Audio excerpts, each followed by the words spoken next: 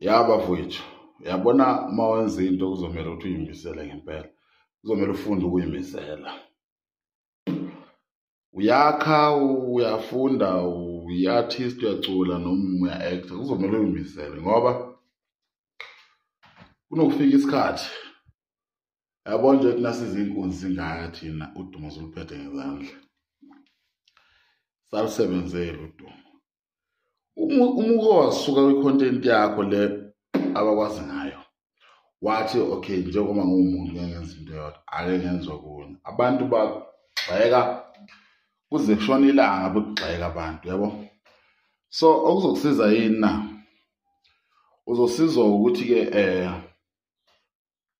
ungabanaki abantu. Impela entweni yakho ubambelele. Abantu bayilima impela abantu. Abantu abanqene ukugxeka bakugxeke. Bethi yeke ukuthi wena uyabheda, yeke ukuthi nokuthi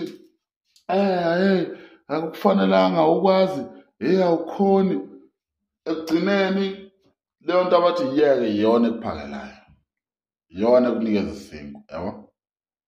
Ungayeka leyo nto, phelele indawo kuhlala uyohlala emgwaqeni, ulambe, uzace, ube mumbi, ube isibotha.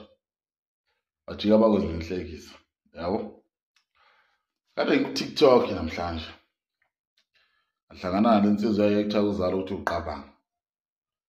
Qabanga ulive. Kuyakhomenta okunye ukuthi uqabanga ngithi ukhonza kwaShembe. Kuyakhomenta okunye ukuthi gunda wena marede. Marede. Ngiyabuza ukuthi lo muntu ubangani uqabanga ngoba mina ngisibona impela isidingo sokulwa nomuntu odumile. Ngoba ekugcineni bafowethu siney'ngane thina, yabo. Lamakhono la kuthina nalolu dumo lukuthina ekugcineni kumele lukhokhe. Yabona? Kumele senze imali ngale nto.